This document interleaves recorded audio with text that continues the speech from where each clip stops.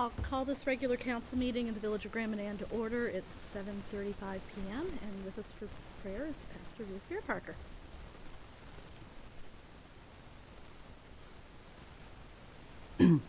Lord, we just want to thank you for this blessed community. We pray tonight for Bonnie and each of these counselors. We thank you for them. We pray for their families and even protection over them as all of the things that they are involved in, and not just now, but in the future.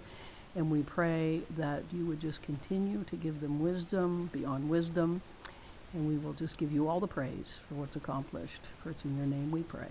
Amen. Thank you. Just a couple of opening remarks because we have quite an agenda tonight. First of all, on behalf of council, I want to say that we're recognizing June as Pride Month, and we are continuing to work as a community to make this island a safe and welcoming place for everyone.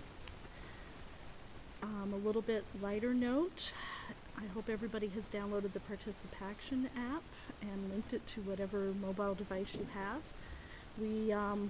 We've fallen to 14 in the province, but it's out of 170 communities, so it's still a pretty good number, and there are cash prizes for the community, and I'm sure people out there are somewhat competitive, having met a lot of you. So if you've got a few minutes, download the app, and once you enter your postal code, you're entered as part of the Grand Manan contingent.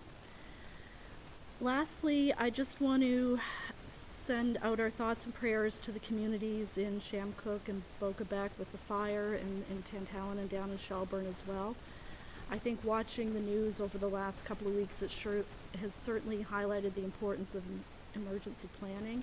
It's something we had started here and updating our emergency plan over the winter, so I think it's given us a few more scenarios to talk about as we go forward. But certainly those are hitting pretty close to home for a lot of us, so we're certainly thinking about everybody who's been impacted. So with that, we will move on to item number 4, which is disclosure of conflict of interest. Hearing none. Number 5 is adoption of the minutes. We have our regular council meetings from May 8th and a special meeting on May 19th. I'd make a motion to accept the minutes. You heard the motion from Councillor Boyd. Do we have a seconder? I'll second that. Seconded by Councillor Greenlaw. Question? All those in favor? Aye. Contrary minded? Motion carried. So for additions to the agenda, I have a couple of things here. Under 17.2 for the General Capital Fund, we have another invoice. It's ABC Recreation, and that is a down payment for the splash pad, and that is for $32,000 even. Under 18.4, which is in closed session, we have a financial at the transfer station to add. I would like to add under 13.1 correspondence from Minister Fitch, which Esme just circulated just before the meeting. And I understand Councillor Layton would like to remove 14.7 from this agenda. Is that correct? So those are the changes I have. Is there any other additions or subtractions for that matter?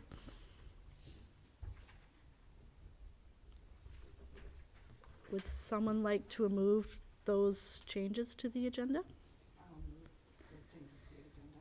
You heard the motion from Councillor Greenlaw. Do we have a seconder? I will second that. Seconded by Councillor Toll. Question?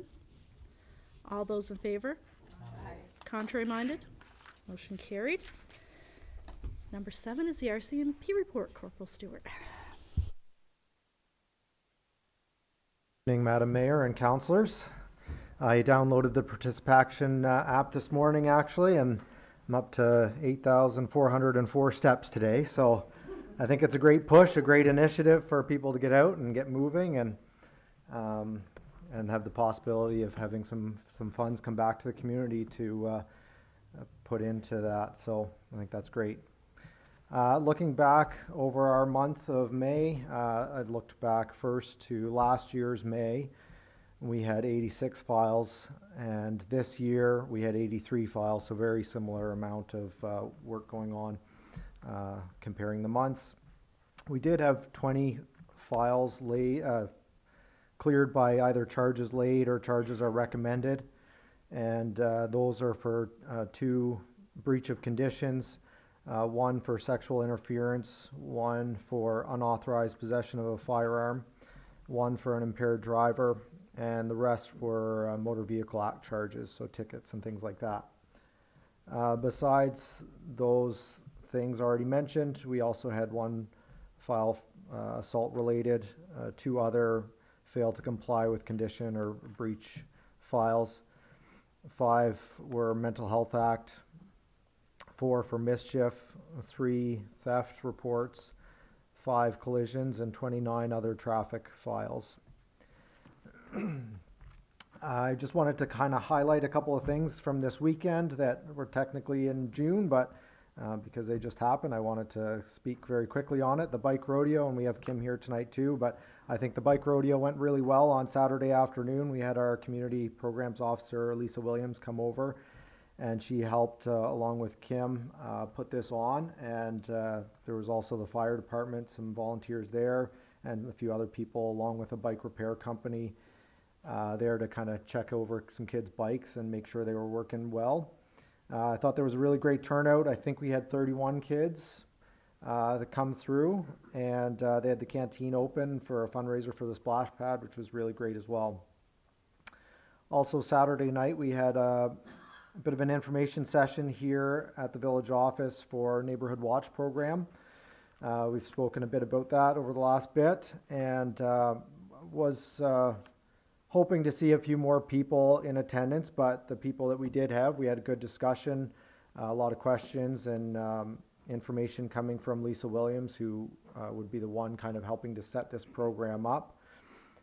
So I think it was good. We're going to be still gathering some names and email addresses for anybody who wants to kind of receive more information or be in the loop on this, so that if we have another meeting coming up or as things progress, we can keep everybody up to date on that. So if you do want to be a part of that, you can reach out to me or send a message to the village office, and I'm sure they'll get it through to us. And so we are going to be looking to put out some more information about this, maybe a flyer or something like that in the mailboxes, so just keep your eyes open for that. The other thing I wanted to mention, this is something that just came through in the last few days for us with the RCMP in New Brunswick. There are now third-party services available for criminal record checks online. There are a few different services that they put out, Gambit ID, the Commissionaires, MyCRC, Sterling Backcheck are a few of these different companies that you can find online to be able to do a criminal record check. You can't do vulnerable sector checks, so anybody who's going to be working with youth or seniors or disabilities and you need a vulnerable sector check, you still do have to come in person to do that at a police station. These programs that are online that you can use do have a service fee, which may or may not be covered by your organization who's requesting the record check, so just maybe look into that. But the RCMP detachment will remain open for anybody who does want to come in, just even for a regular criminal record check. We'll still be doing those along with the vulnerable sector checks. That's all that I have prepared tonight, so if there's anything else. Thank you. Any questions or comments?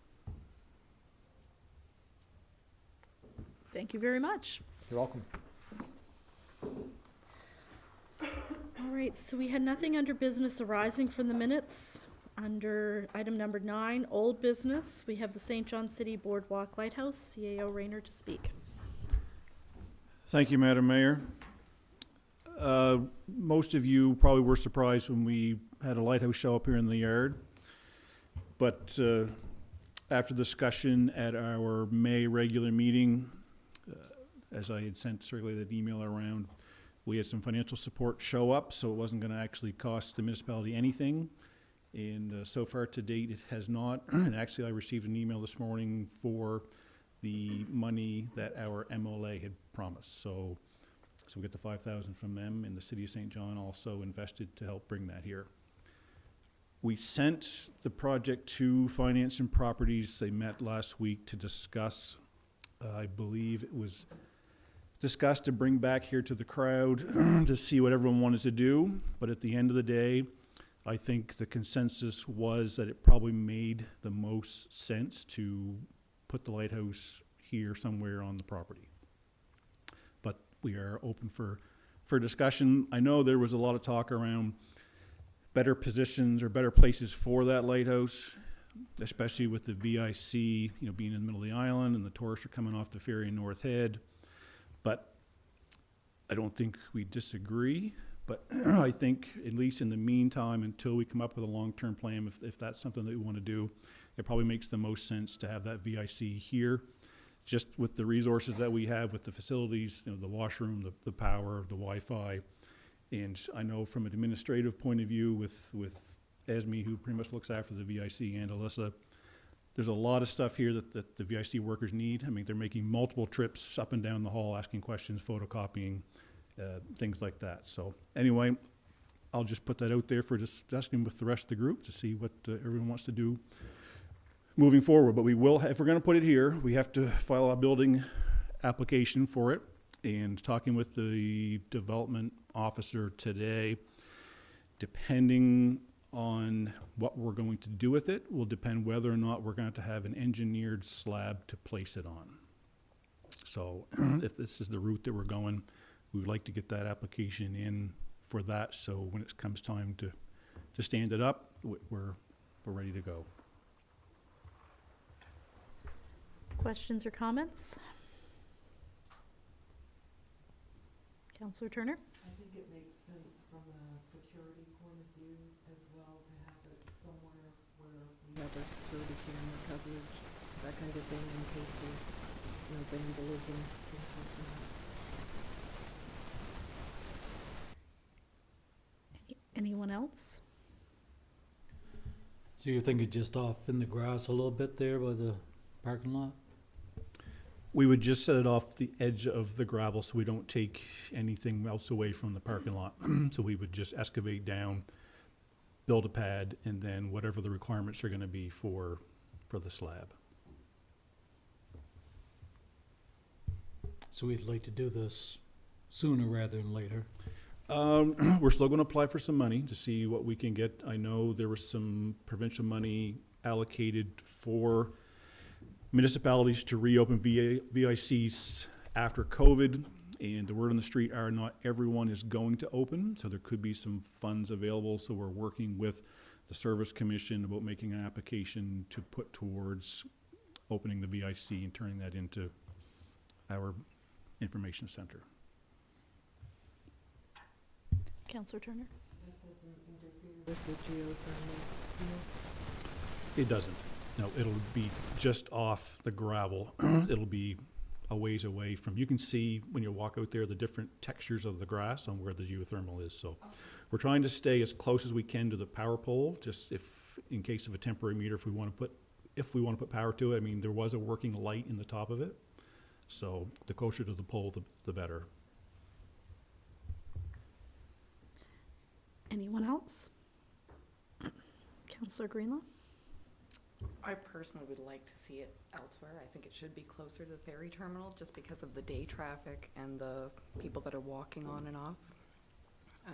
It's quite inaccessible where it is in the center of the island, but I don't know what complications there are in setting it up, and even if we have a location that's available to us. That was one of the barriers we talked about at Finance and Property. The village has very little land up in North Head, and any that we do has no electricity, water, that sort of thing, which is sort of, I think, really what the impetus was for having it down here, is it seemed like the most cost-effective way to move forward with it. But I think we left it that if we came up with another plan or a piece of property in North Head that seemed viable, then we could go back and revisit it, because clearly it's mobile.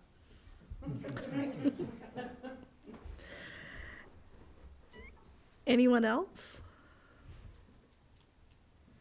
Do we need a motion to have it here, or can we just consensus to proceed with that plan, or? Should probably have a motion just so if we ever look back at this and we wonder how it ended up here. But right now, we're really waiting for we're waiting a little bit to find out if this is where we're gonna have it for sure or not? I think we're waiting for direction tonight, if this is Oh, where we're okay. gonna have it, Okay, to start proceeding with the plans. Is that fair? That is correct, yeah. Because we got to put the building application in, so. right. So we'll have to know, but my only concern with the motion is it tying us to the location. That's what I was- Unless, in case down the road, an opportunity arose that we could put it maybe in a better spot. So we just proceed along and, okay, sounds good to me. Item number 10 is the 10-minute open session. Okay, we will move right along then to number 11, which is delegations and special speakers. We have Grand Manan Island Tourism. Jennifer O'Neill, Kim Schufelt, and Patsy Wilkinsons are here to present.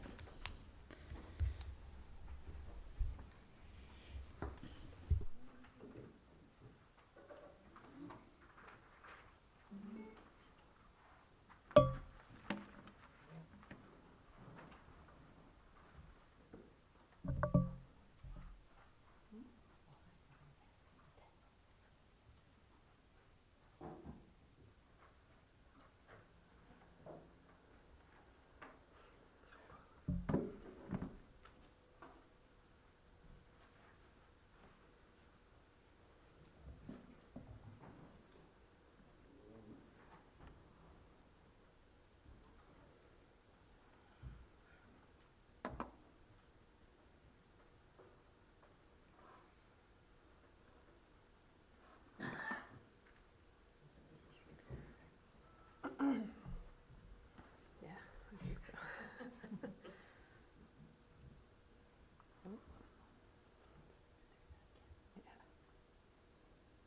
We had a public meeting on Thursday, and it was cutting in and out back and forth to this blue screen, so hopefully it will stick with us this time. I'm Jennifer, Kim, and Patsy, for anyone who doesn't know.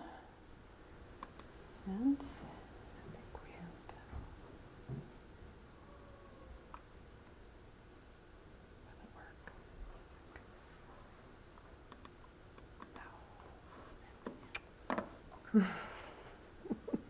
Why always the same?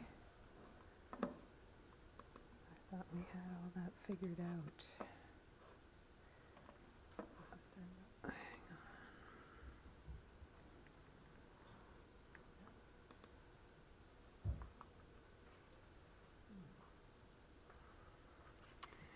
Will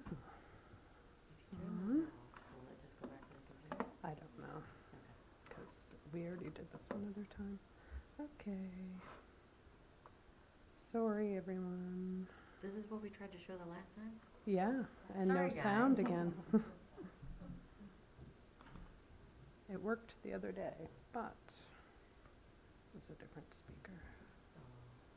Okay, anyway, we won't do that. Well, we have a really fun video for that is about Lobster Fest. And one day you will see it with sound. That was, Oh, nope. no, that's just that it's turning out. Okay. Maybe you can narrate the video. I'm not going to narrate the video. It was a lot of fun. It was a big success, and we're hoping to do it again. And there's everybody having a good time. There we go. Joanne was a very good sport, hopping Yes. into an inflatable lobster costume as well. So we are hoping on doing that one again. And obviously are looking for ideas, volunteers, always the volunteers, and just ideas to move forward. With that, it'll be the Sunday, November 12th. In the event of a rain location, perhaps maybe we could use the community center arena. Do you have ice in 1st of November?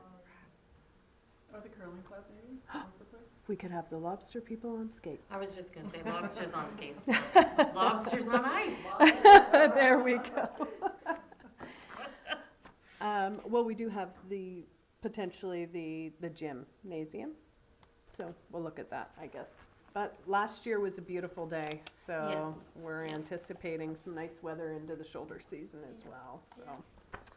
Anyway, so this is something we will be looking to the council for, just a little bit of help, I guess, or ideas and collaboration potentially. And We're also moving into the second annual Island Fest, and we are very pleased that we were asked to help out with this one this year, and we've started with Riverside Small Committee, and we'll get working on that. Patsy put together marketing last year for the festival, the flyers, and We're basically gonna use the same outline, the same flyer, we're just gonna have to, change dates and activities. So we have a template, so it should be pretty straightforward to do that once we have the schedule. today I was working on some of the scheduling things as well, just trying to sort out potentially some activities or some events happening the week up to, some of the normal ones. The museum always is holding some events and things, so we want to make sure that anyone who's visiting prior to the weekend, that they'll be able to take part in some of the things that go on as well. So we'll be talking more about that tomorrow. And we just wanted to talk about some exciting projects and some upcoming news. So the welcome sign and the lighthouse, you did mention about that. So we're really excited to hear that it's going to be a VIC, and well, the potential is there. And looking at the location, it does make sense to have it where the resources are, so that will be exciting. The welcome sign, we were still in thoughts of creating something that people need to stop and take their picture at, whether it be something that just says Grand Manan, Charlottetown has just the name Charlottetown, something like that, that maybe folks will want to sit and have their picture, the kids can climb over it, that sort of thing. So that's, it's been in the works about getting something, and of course where that can be set up. So it's just something that we continue to talk about. We have some funding available to be able to do something. It's just a work in progress. So infrastructure opportunities and initiatives, we're constantly thinking about how we can work together with the village as well in providing public services such as washrooms and different things like that. Maybe to build something at Seal Cove Sand Beach, or just change rooms, different things like that, of course. But with those come, we'll need funding. So we're working together with the region to be able to provide funding and search out things. It's important to think outside the box as far as community initiatives and that. So we're just constantly thinking of how we can make that work. Canada Day, we're putting together the sand sculpture event, signage, and the marketing support, full marketing support to the organizers. We've been in touch with the organizers as far as helping out with as much as we can, and we had fun doing it last year, so we look forward to that again this year. The new festival funding, I guess that was in the works. I was looking at a few things today, and there's actually quite a bit of opportunities for other funding grants and things like that. So for the community, and because we're a nonprofit organization, we can apply for some funding streams, whereas maybe the village can't. So we can certainly work together and see what we can do to support tourism in the area. Explore New Brunswick Street team should be here this week. I know that their goal was to head up Swallowtail Lighthouse And I think they wanted to check out some e-bikes, so that'll be a fun adventure for them. Also, a side note, well, actually, it's at the bottom there. So first, the Art Gallery opened on June 4th, and there's a wonderful show right now dedicated to Swallowtail as well, so, which is really good. Oh, goodness. Oh, hang on, we're not there yet. And, oh, there we are. Look at that.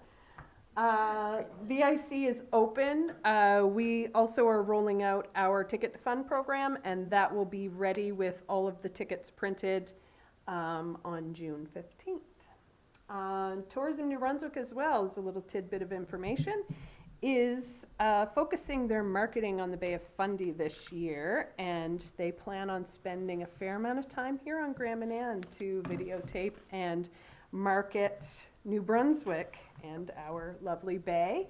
A lot of their marketing is going to be focused in Alberta this year and the western side of Canada, so it'll be quite nice to be able to show them what we offer out here. So,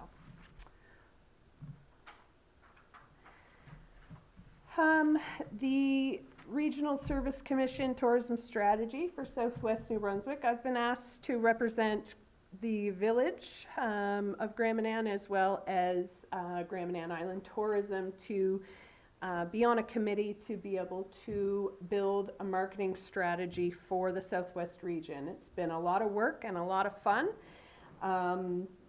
We've had planning sessions. There is a stakeholder meeting happening June 10th. I guess that's this Saturday. And we're excited to, once all of the hard work is done building the strategy, we're going to be able to start promoting that, and they're looking to leverage Tourism New Brunswick's marketing strategy as well, and just to be able to kind of piggyback on that and fill in the gaps where necessary. So along with that, as soon as we can get our tourism strategy in order, we'll be able to be looking at new community development initiatives and different things like that. It's just a work in progress as we go through. So, and then of course, tourism infrastructure improvements. We need to be able to be ready for when the tourism really boosts our economy and boosts our visitors and all of that. So we're continuing to collaborate with the region as well as the village, and putting together all of the funding streams and supporting one another with these initiatives. And as we move into the region, the regional marketing strategy, of course, we want to be able to involve our community. It's very important to sit down with locals and community members who this is going to directly affect when we become the top destination in the Southwest. We need to be able to see how, you know, how we can work together with those community members so it doesn't disturb their livelihood, or, you know, that we can just kind of work together, I guess. And it takes a bit of time to form the practices and things like that, but through vision planning sessions and community development ideas, I think that we really can put something together for the community. So that is the vision for the future, and it doesn't happen overnight, but we are excited because we're just moving on, moving forward. Does anyone have any questions for us? Questions around the table?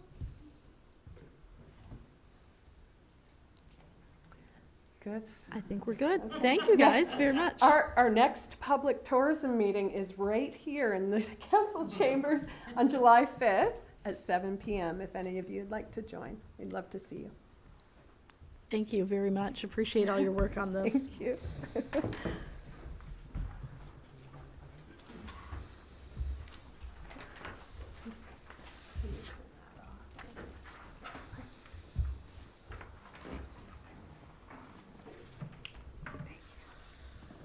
Okay, so Item 13.1 is the correspondence from Minister Fitch that was handed out just before the meeting.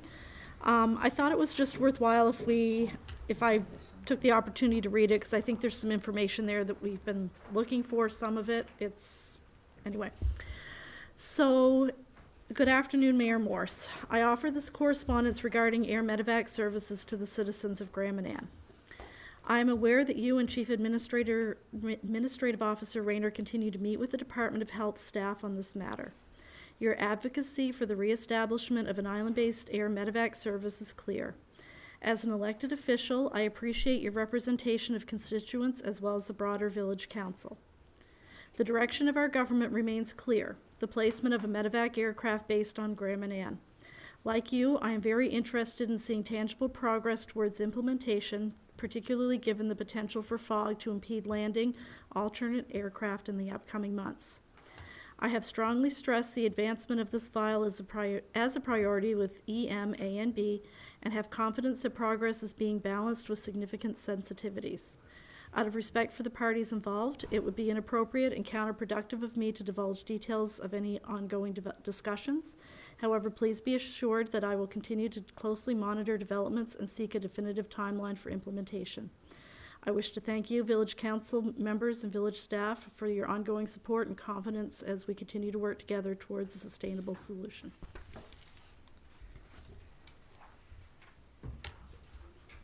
So, questions or comments on that? Okay. You guys are kind of quiet tonight.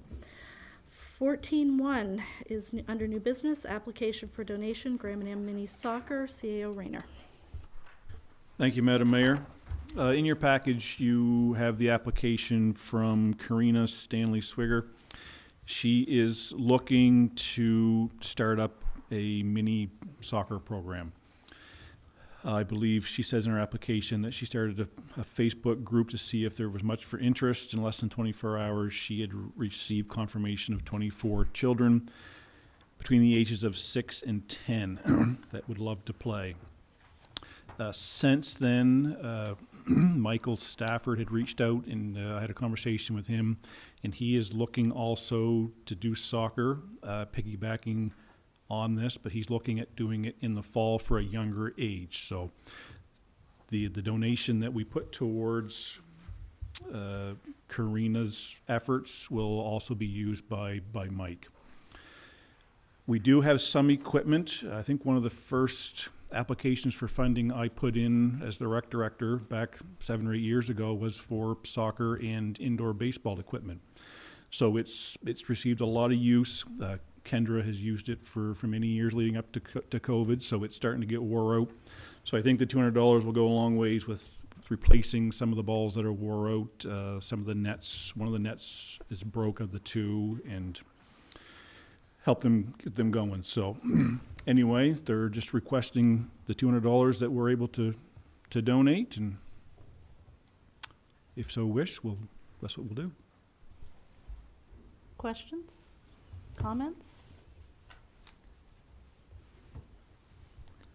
I'd make a motion that we'd give them the $200 that they requested. You heard the motion from Deputy Mayor Fitzsimmons. Do we have a seconder? Seconded by Councillor Boyd. Question? All those in favor? Aye. Contrary minded? Motion carried. 14.2 is Community Center Accessibility Buttons, CAO Rayner. Thank you, Mayor Morse.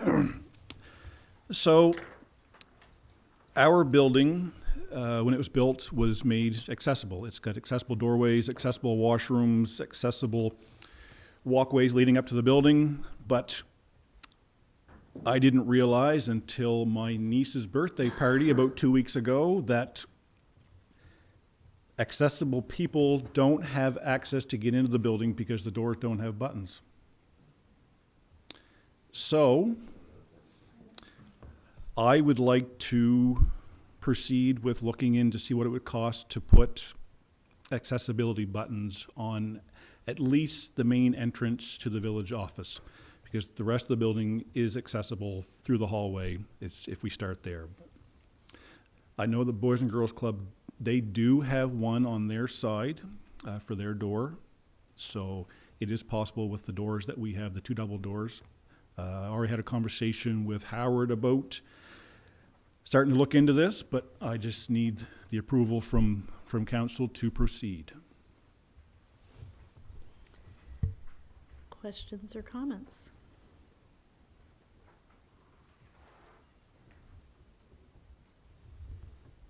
Do we need a motion for him to just proceed with checking out the costs and everything? Probably not until we have a cost associated with it, but as long as there's general agreement with that. All right. Sounds good. You guys really are quiet tonight. 14.3, recycling, composting. Councillor Trish Toll. Thank you, Madam Mayor. Did everyone get this, did everybody look at it or read it, or, I mean, sometimes we skim them, I know. But I was contacted by a lady from Ontario who has funding for these countertop recycle machines that we all, or composting machinery, I guess is what they are. So she's asked us if we would be interested in applying for these.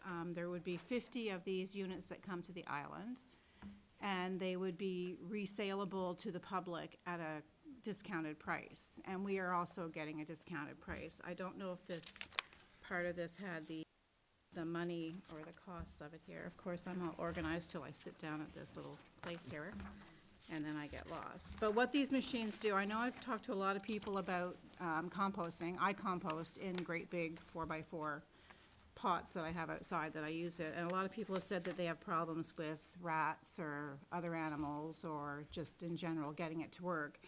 And these basically, there's pictures here of them. They sit on top of your counter. They plug into your outlet. Or they can go on the ground, they can go in your garage, they shouldn't be outside, but they can go on the floor somewhere, and you just take all of it gives you a list of greens and stuff, all your vegetables, leftovers and stuff like that can go in them, eggshells, coffee grinds, all that stuff. You put that in there, and when it's full, you just push a button when you're done supper or whatever, and in the morning you wake up and you have a pile of dirt inside this machine that you can take out and spread in your flower beds, your plant pots, your composting outside, your wherever you want to store it, and then you start the cycle again. So what this company is offering us, if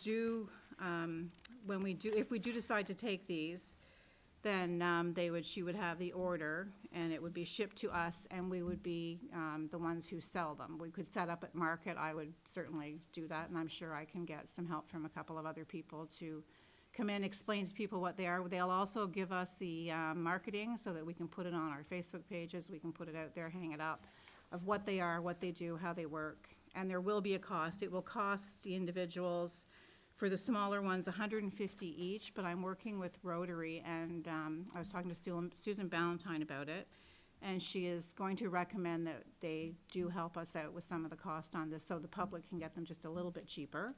Although I think these will definitely pay for themselves, not only for them and helping out them with their garden and getting rid of their garbage, but it also helps us out too with our transferring of waste away from the island, because it can take away quite a bit of what's going away. And so we would be invoiced for the amount that's showing on here. I don't even know if I'm allowed to say that out loud, but am I? Okay. $14,300 is what it would cost us to get 50 of these units, and that's delivery and doesn't include the HST. But between the 2 grants that they have, they will lower that cost, and we will get that money back when we send them in the order. They will give us the funding. And then after you take off the cost from the public that are buying them, they would end up costing us $6,800 for that many units. So I think for the cost-wise, I think it's quite feasible.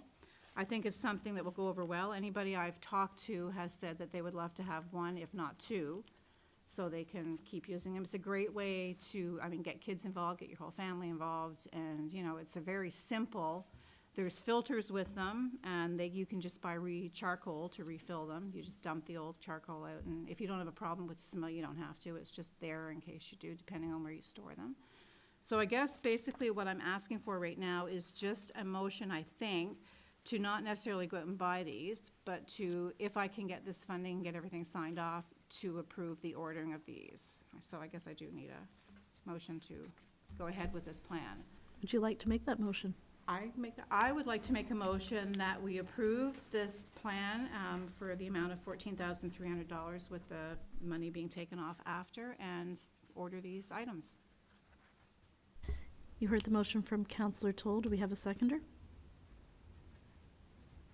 I'll second it. Seconded by Councillor Greenlaw. Question?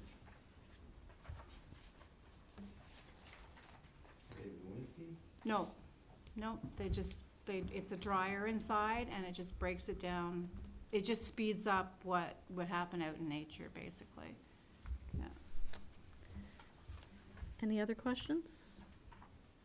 Council- What happens with HST? Can we charge HST, or do we just pay it and sell them at a flat rate?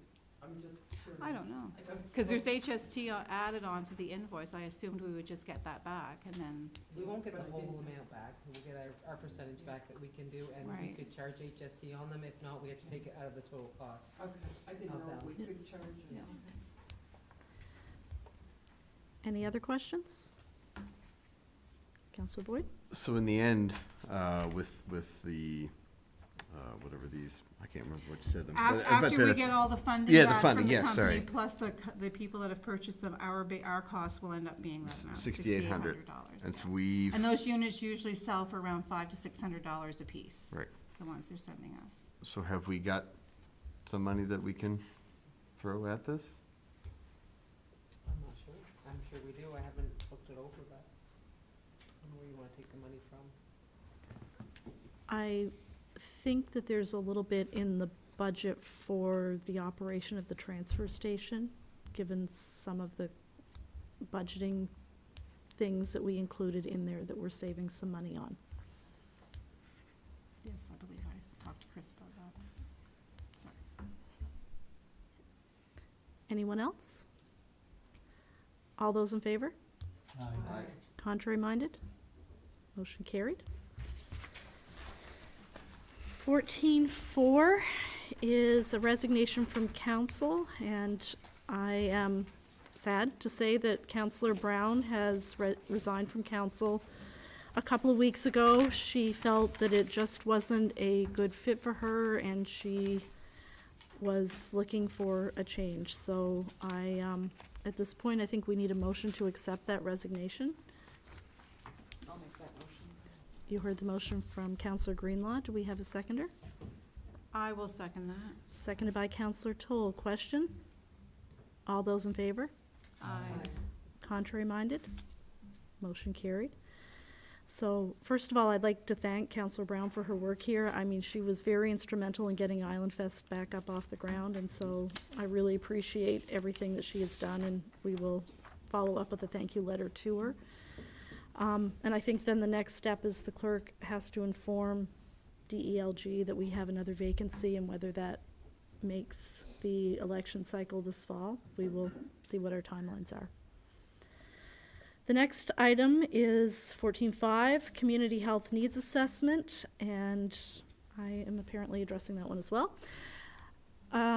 Several of us, most of us, I think, were at a meeting a week or two ago with Horizon Health talking about, they have been doing a needs assessment in Western Charlotte, but as they were doing that, there was some discussion in that group that the assessment should be expanded to all of Charlotte County to line up more with the Regional Service Commission's boundaries, because when you look at some of the new initiatives under the RSC, like community development, some of the things that tend to come out of these community needs assessments would line up more with some of the programs that the RSC potentially has responsibility for. So they had stopped their Western Charlotte assessment and were reaching out to the communities of Grand Manan, Eastern Charlotte, and Fundy Shores to see if they were interested in being included in this 23 assessment. Otherwise, we would fall into the normal cycle would be in 26. So we were the first community that they came to, and we indicated that we thought it would be beneficial to move forward now instead of waiting for the 3 years. Some of the advantages I see, I'm not sure advantages is the right word, but some of the needs that they have identified, for example, in the last assessment was the need for affordable housing and accessibility to that, and some of the other needs that are maybe not necessarily under the Horizon umbrella, but do impact the, overall health of individuals and communities. So some of those things that they have identified, it's helped inform the housing assessment that the Regional Service Commission did a little while ago. So I think it would be really good if we were included with them. So we'll know more once we hear back from the other two communities about whether we're going forward or not. So they will have information sessions, have some focus groups here. And they did indicate there will be probably a specific one-pager for Graham and Ann, because obviously we have different needs and different perspectives than the mainland, just given our isolation. So the goal, I think, to have that done is this fall, so hopefully we'll have an update on that going forward. Any questions? Since most of you were here, I think I'm probably pretty safe on that one. All right, 14-6 is Inspire Awards. Deputy Mayor Roger Fitzsimmons to speak. Thank you, Madam Mayor. On May 9th, I had the privilege to attend the Inspire Award ceremony at Dominion Hill Country Inn. St. Stephen Education Center handed out the Inspire Awards to 6 middle school students and 6 high school students from Anglophone South School District, one of which was Graham and Ann's own Tegan Tate. Each student had a story of overcoming their own adversity while helping others that were in need of help. It was a great privilege to hear the stories that were told by the teachers that sponsored them. And we'd just like to say congratulations.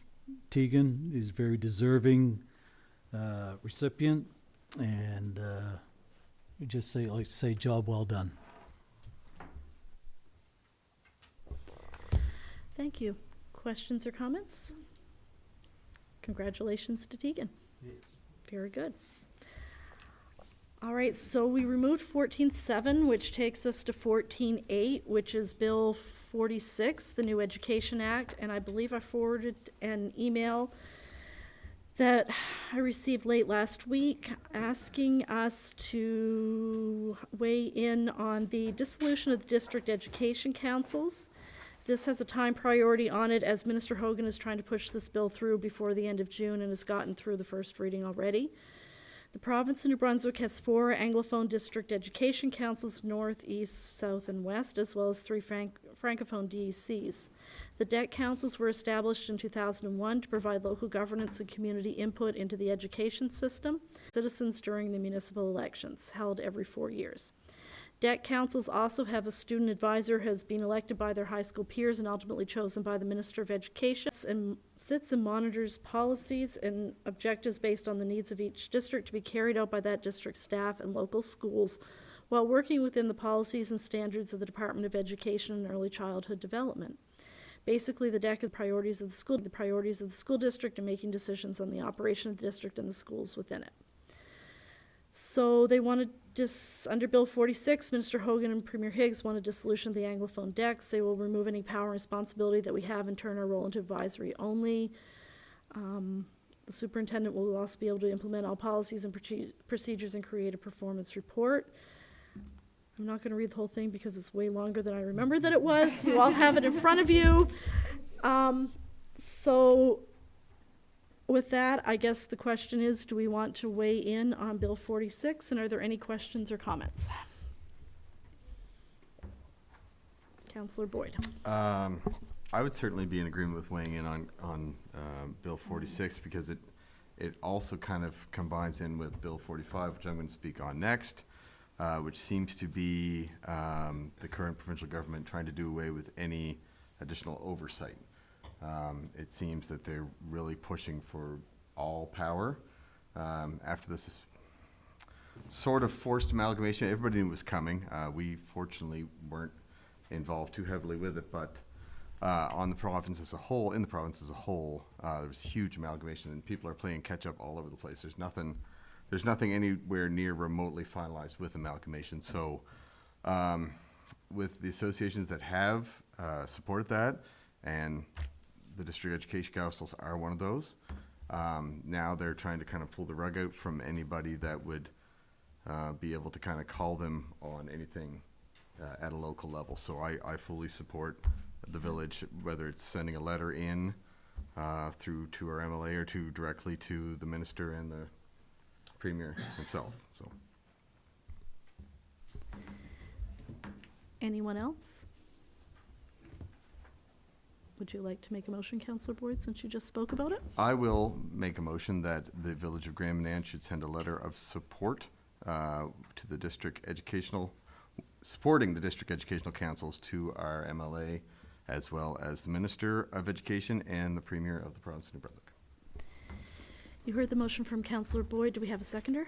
I'll second that. Seconded by Councillor Greenlaw. Question? All those in favor? Aye. Contrary-minded? Motion carried. 14.9 is Bill 45, the Local Governance Commission Act. Councillor Boyd. Yeah, so in other trying to remove government oversight news, Bill 45 has been tabled by the Minister of Local Government, Daniel Lalonde. I know you guys all have this letter, but I'm just going to read it quickly. It's not super long, or at least hit some points here. This is a letter that has been drafted by the executive directors of the Association Francophone de Municipalités du Nouveau-Brunswick, the Cities of New Brunswick Association, and the Union of Municipalities of the Province of New Brunswick, in which we are a member. All the executive directors drafted this. It was approved by the executive of each board. And so I'm just going to go through it quickly. And it is to the Honorable Daniel Lalonde, Minister of Local Governance and Governance Reform.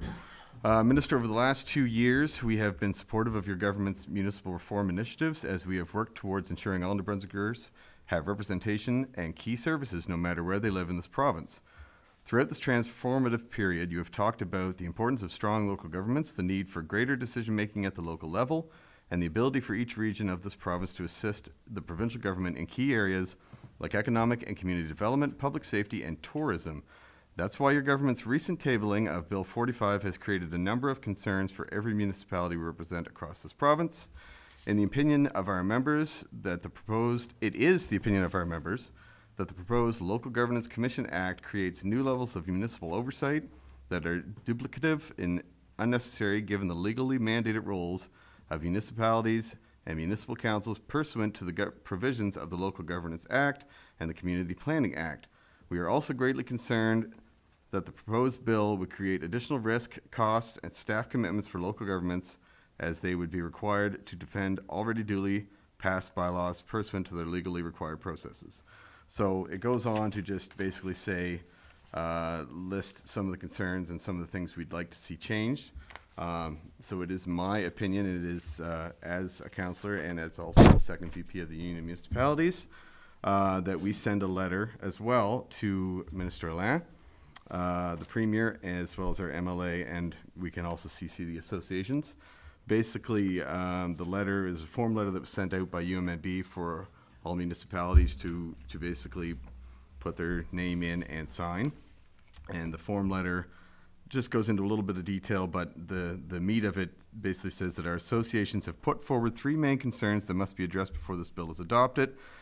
Those are the repeal of the section allowing the minister to repeal or amend municipal bylaws. The Local Government Act lays out a robust process for developing and implementing bylaws with the public involvement. We are concerned about this overreach and the impact it could have on development and the autonomy of our community. Proposed changes that allow the Commission to access in-camera documentation is deeply concerning to all municipalities.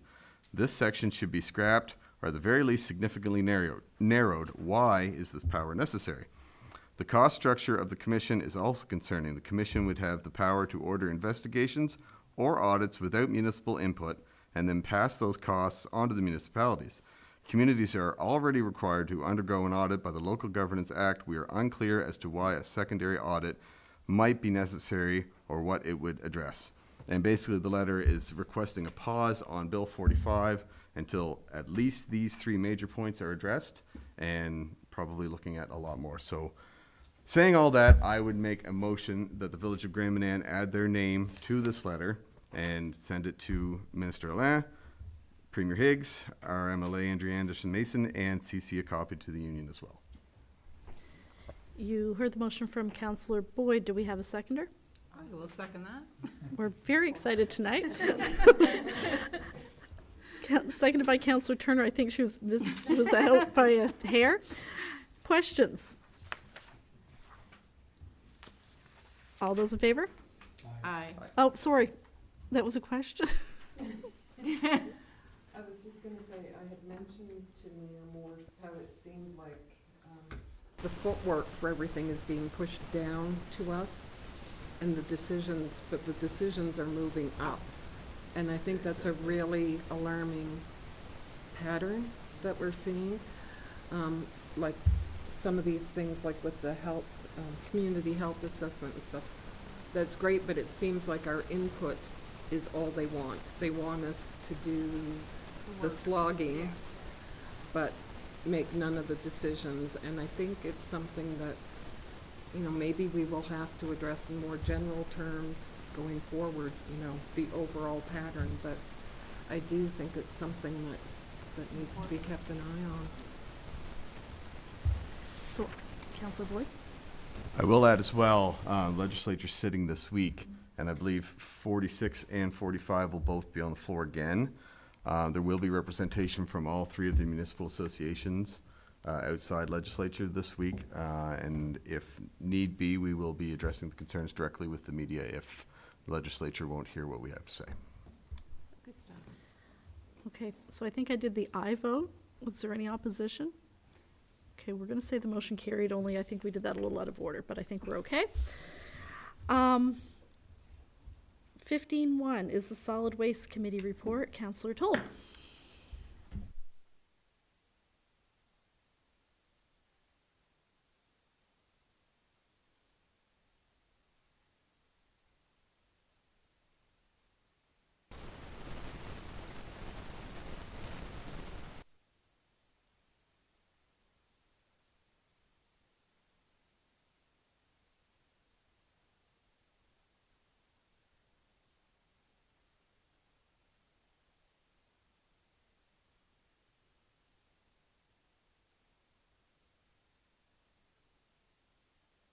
On the new recycling regulations, however, that is taking a bit longer to finalize than expected, so we're gonna try to move forward on our own by doing our own thing for a little bit.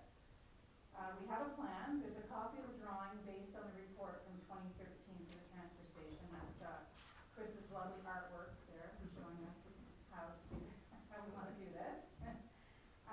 For what we feel should be our first step for the future, and are starting the process of separating the space to have some areas for specific debris, as in C&D materials, plastics, recyclables, whatever. We're also planning to rearrange the drop-off area for household waste for safety reasons, painting a line to direct traffic, yellow grid lines in front of the opening where the forklift is coming in and out, so for safety, and to create a better flow of traffic.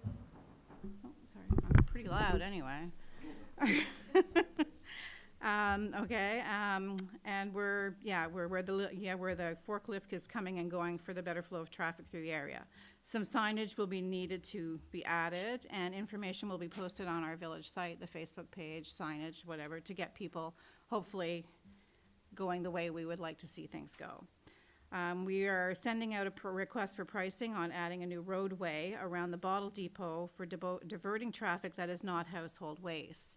And that would be where you would come in and you would go straight to go get your household waste, and then you'd go around the back of that to drop off anything else. I have heard from Sonia Smith regarding end-of-life fishing gear.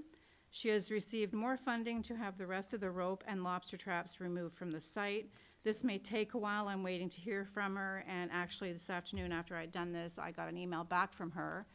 And lobster traps, they should be starting to take next week again, but rope will be 3 to 6 months before they can get, it's a long ways to Europe and takes a lot of planning to get things going.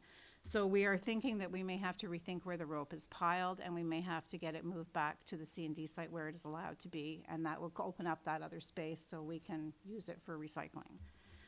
And then after some searching and phone calls, it was discovered we did not have a registration number to accept tires at the transfer station. So that has been rectified, and we're now on the list for regular pickups. The first pickup was done May the 26th, and they removed 700 tires. and there's at least twice that still there. So they will be coming over every couple of weeks till they're all cleaned up. It will take another couple of loads to get them, and then we'll be on schedule moving forward that when we get, 100 or something, we'll get them to come and get them. They will not take, however, anything that is damaged, full of gravel, anything like that. That'll have to go to the landfill. And we cannot accept I can't stress this enough, we cannot accept tires with rims on them at the transfer station. So if you have a tire with a rim on it, any of the tire sales shops that are on this island should be able to take them off your hands for you and at least separate them or just send them to the recycler when they come to pick them up from there. So I'm asking, please don't bring those things to the island. So basically, that is what has been happening. It's a lot all at once, but it seems to be coming together. Is there any questions or? Questions or comments? No, the pile of tires up by the curling That's the rink. ones at the curling rink, yeah. Right, yes, They've sorted through them all. yes. But I hear there's people that are taking tires up there and dumping them off. That's not really what you want. I was under the impression no one was even allowed back up there, so that's something else we're gonna have to make sure that, yeah. Well, it's just right there. I suppose it's ahead of the the ones CND right side. at the- They it's do right- have tote tubs right there too, where the bottles are. There's 3 tote tubs, I think, lined up there. So we'll have to post that too, or I'll mention it right now. Please don't take them back there. Councillor Layton? I'm just curious as to job competition, like if somebody's going to actually be up there running it. Are we Right gonna now, hire we somebody? have, there's three full-time people and 1 part-time person. No, they're all full-time now? We just lost our part-time, Who was our part-time? Danon. He's going to work with his grandfather for the Oh, summer. okay, okay. I'm not sure, if maybe personnel, I don't have much to do with that part, I don't think. I don't know, we can certainly find out. Well, my understanding was when we put this out for contract and bids were put out, but we were doing a two-prong approach. I remember Chris saying that we were going to actually get something ready to put out a job competition in case the tender process didn't work out. Right. And it didn't, so I'm wondering, where are we with that? There's a job description pretty much written. It just needs to go to personnel for review and then to the group for permission to send out for. Okay. I'm just For worried post. about, it's, a ship will only float for so long without a captain before things start going Yeah. sideways. So it'd be good to get somebody in there and I agree. tasked for that specific purpose. You're right, but everyone has really stepped up to help make this work. Yeah. I know staff here has jumped in to take over the looking after of the receiving and the shipping and the recycling part. Derek and Anthony and Heather have stepped up over there. We have Dickie Morgan there now, who, other than yelling at me, seems to be working out quite well. And I know Councillor Toll is very passionate about it, and I've been there quite a bit, and Councillor Layton comes in himself as well. So anyway, it's an all-around team effort to make this thing work, and really appreciate everyone stepping up to help. So we maybe considering not hiring anybody, just continuing the status quo?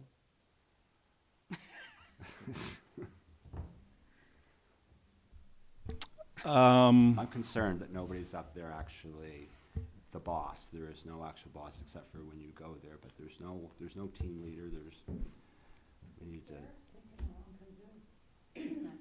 But I don't think that's He doesn't want to be right, there. exactly. ever. So But we gotta he's- take his considerations into. Oh, yeah, definitely. I think before we talk too much about personnel, we need to maybe take this into closed session, just Good. so we're Yeah. not Yeah. overstepping, if that's fair. Okay. Any other questions on the solid waste report? Hearing none, we'll move on to the Transportation Committee report. Councillor Layton.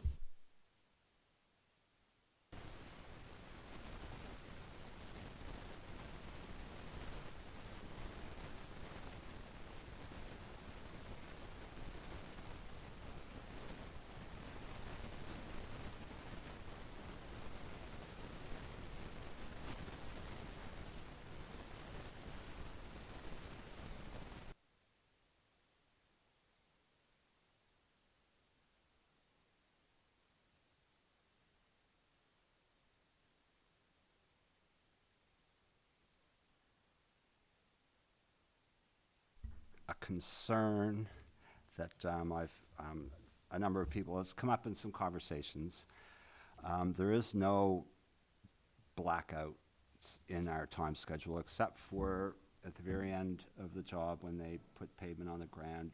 We can't land aircraft on fresh pavement, but up until then, there's no planned blackouts. Tonight, you can drive out to the airport right now, and there's a specific runway.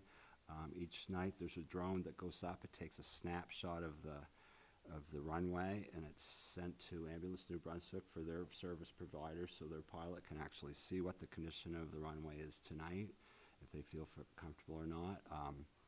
There was some issues with about the lighting. We had to get rid of the lighting that we currently have. You could press your mic and you could activate the lighting system when you're coming in. That's not possible because we had to get rid of them. We had to move them out of the way. So we've got temporary lighting that has to be turned on specifically, each one by an individual that's been tasked for that job.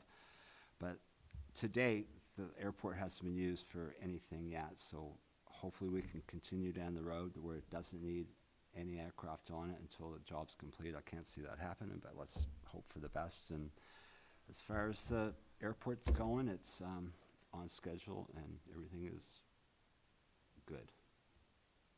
Thank you. Thank you. Any questions or comments? Councillor Boyd. I know we had some discussion on at the end there when there's the blackout period when the pavement goes down about having a rotary wing aircraft tech stationed here or somewhere's close. Has there been any further movement on that discussion?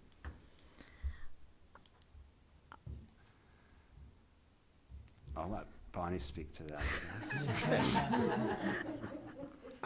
was kind of hoping you were going to take that, but okay. I reached out to our member of parliament, and he has contacted the Minister of Defence to see if there's any opportunity to have the Cormorant stationed here or stationed closer or be more available. I have not heard back yet.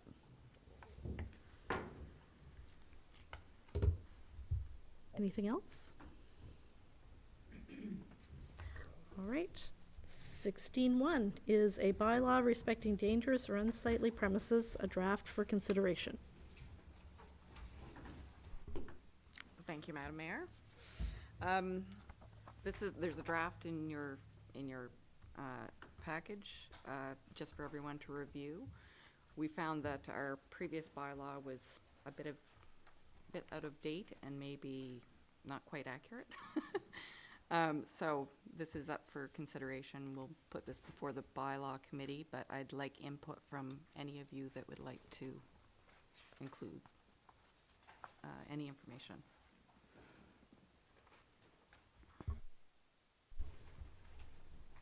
Questions or comments? I'll just make one comment. Currently, bylaw 51-19, which is respecting dangerous and unsightly premises, which was put into effect in 2019, was not done correctly. The bylaw references section 191 to 197 of the Municipalities Act of New Brunswick, and in 2019, there was no Municipalities Act. It was replaced by the Local Governance Act in 2017.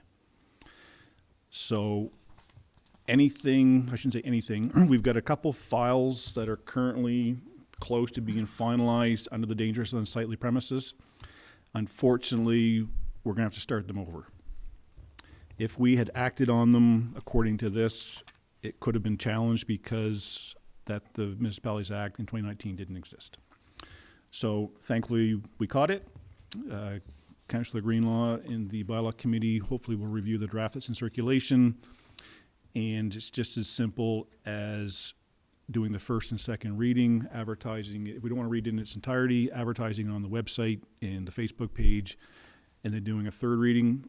I was told if there was any emergency situations which was a risk to public health, we are well within the power to do all three readings in one night. I don't think we have that circumstance currently under us, so doing them in the first and second reading in 1 month, then the third reading on the third will be sufficient. Anyone else? And I'm assuming if we go home and read it and have more input, we can always forward that on to the bylaw committee and have it for the first or second reading, so, okay? So we're good with that one? 17.1 is approval to pay the following invoices from the general operating fund. Four Seasons Sports for the line striping, $52,378.02. McGinnis Cooper for legal issues, $3,190. Safety Source Fire for fire department maintenance, $1,951.69. Need a Lift Boom Truck Services for lighthouse transportation, But we're getting the money back. $5,980. Should add that one at the end. Home Hardware, May statement is $6,307.25. And FitWorks for a treadmill for $6,440. So I'd Boyd, make a motion to pay the invoices from the general operating fund. heard the motion from Deputy Mayor Fitzsimmons. Do we have a seconder? Seconded by Councillor Turner. I sense a question from Councillor Boyd. Regarding the Four Seasons line striping, it seems to be an issue annually with this company. And maybe our head of our transportation committee has talked to our local highway supervisor.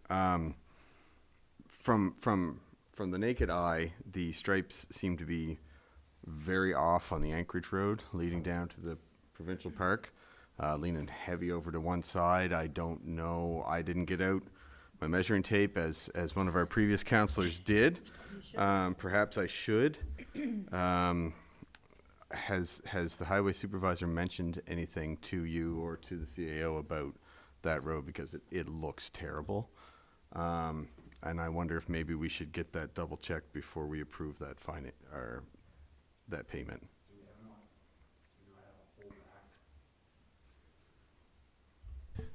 We get reimbursed from DTI for a portion of.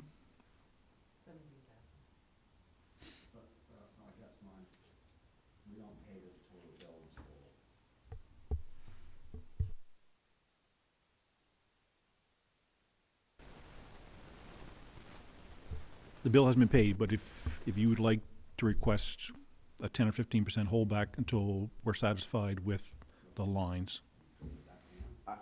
Yeah, I'm good with that, and perhaps maybe you or the CEO or together could meet with the highway supervisor and get him to have a drive down there and get his opinion. Maybe it's just my eyes, but it looks real bad. I'll make a motion for 15%. Okay, we have an existing motion on the floor, so if Deputy Mayor Fitzsimmons would have a friendly amendment to his We motion could amend that, yes indeed. to approve with a 10% holdback on the 15%? Okay. Are you okay with that amendment, Councillor Turner? Okay. Any other questions? All those in favor? Aye. Contrary minded? Motion carried. From the General Capital Fund, we have Brunswick Engineering for the airport rehab, $8,435.25. Brunswick Engineering also for the airport rehab, $13,130.70. And ABC Recreation, and that's a splash pad deposit for $32,000. I would make a motion that we pay those invoices from general capital. You heard the motion from Councillor Greenlaw. Do we have a seconder? Seconded by Councillor Boyd. Question? All those in favor? Aye. Contrary minded? Motion carried. Next is closed session. We have 4 items for closed session. We have financial priorities for personnel, staff salaries, legal, we have tourism, and 18.4 financial is the transfer station. I knew we added something. Do we have motion to go to closed session? I'd make that motion. Heard the motion from Deputy Mayor Fitzsimmons. Do we have a seconder? I'll second that. seconded by Counselor Toll. Question? All those in favor? Aye. Contrary minded? Motion carried.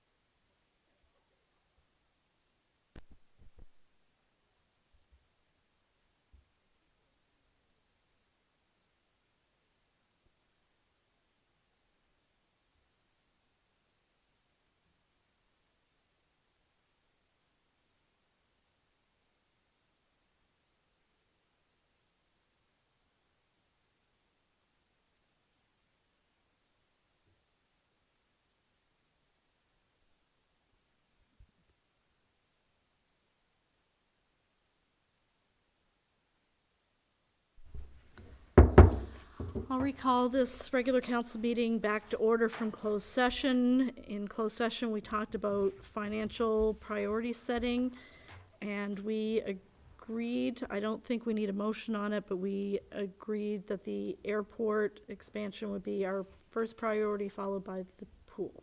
Is that correct, going forward?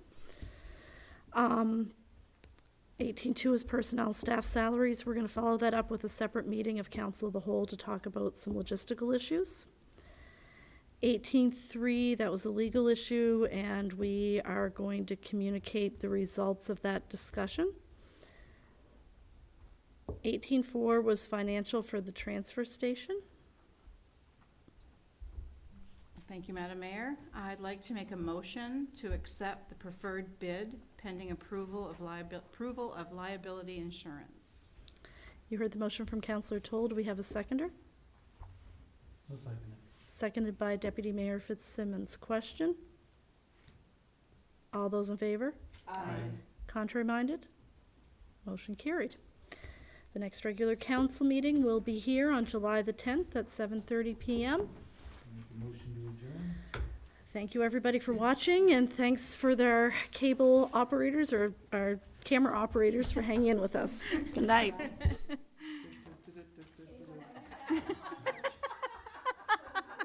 Good night and Godspeed.